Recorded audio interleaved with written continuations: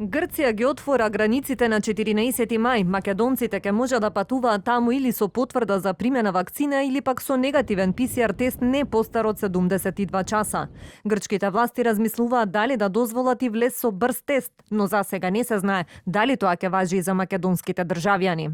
Министерот Филипча денеска појасни дека македонците кои што се вакцинирале во Србија нема потреба да вадат потврда за примена вакцина во Македонија, туку ќе можат да ги користат српските потврди. За влез во Грција ќе биде потребен или сертификат од вакцина по овој трг кој што ние го имаме или кој што го издава Србија, или алтернативно ПСР тест не постар од 72 часа, и тоа за што размислуваат, а ќе биде и ова важи за сите земји, за некои земји ќе може, не знаат се уште дали за нашата, дека ќе може да се влезе и со брз потврда за негативен брз антигенски тест, и за тоа ќе ни известат во следниот период.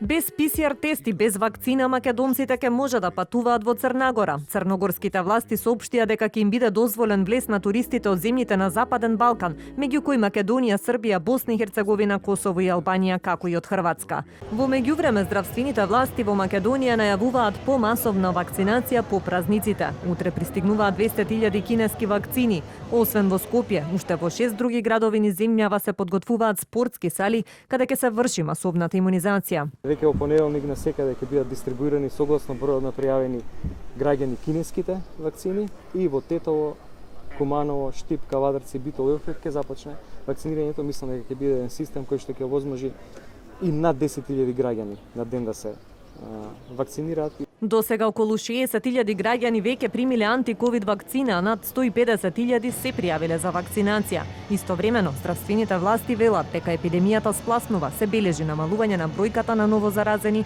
а почнуваат и болниците да се празнат.